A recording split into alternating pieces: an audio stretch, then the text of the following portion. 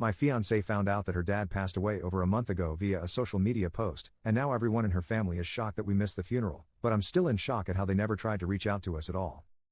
So I, 27M, proposed to my fiancée, 26F, back in March. Her dad was the only person I talked to beforehand. I asked for his blessing and he was super kind about it. I only met him a couple times before that, but we had a good conversation and I could tell he really loved her. The thing is, I only met his wife, her stepmom, once, that same day. It was brief and polite, but that's it. Everything else about our engagement planning and updates was through her dad. Her dad has another kid with the stepmom, a teenage son, 17. My fiancée always kind of kept some distance from that part of her dad's life. It wasn't like she hated them or anything, just they weren't close. Her dad would check in, sometimes visit her on his own, but it always kind of felt like he had two separate families. I never really thought too hard about it. It just was what it was. Then in April, while we were starting to figure out the engagement party and save the dates and all that, he passed away. We didn't even know. We didn't hear anything from anyone.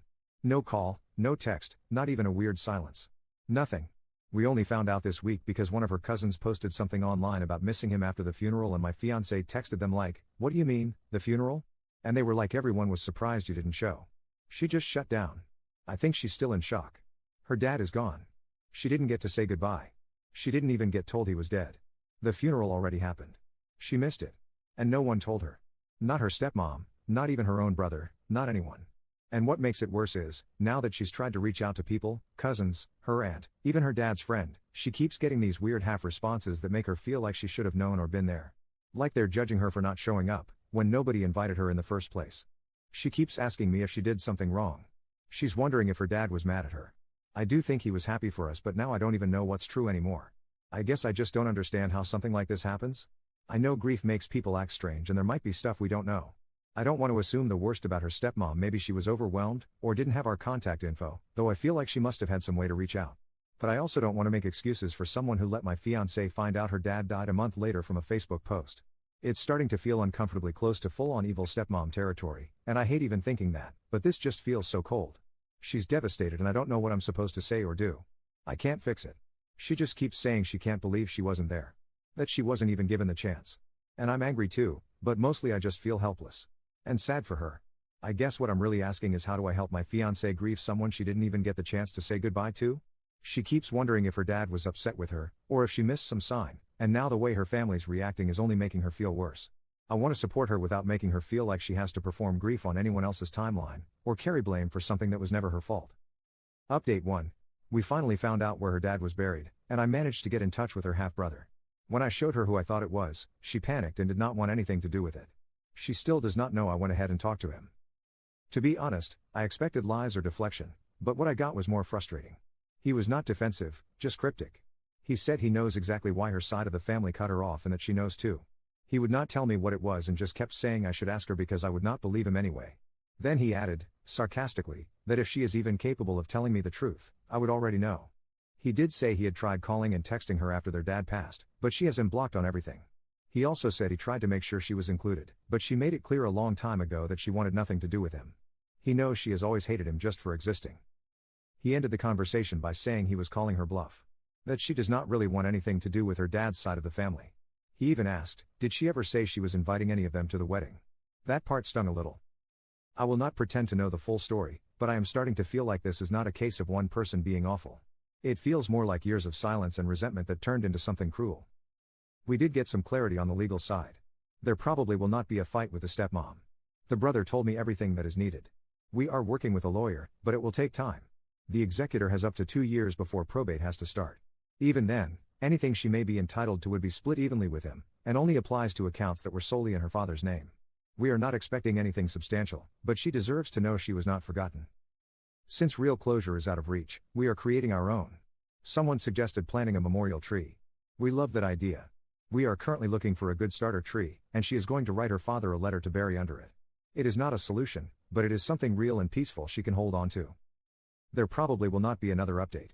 I am realizing that trying to untangle her family's damage might only hurt our relationship.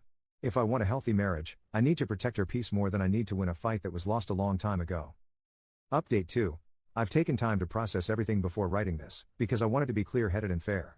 This isn't just about a relationship ending, it's about recognizing how far I'd strayed from myself and what I allowed in the name of love, patience, and hope.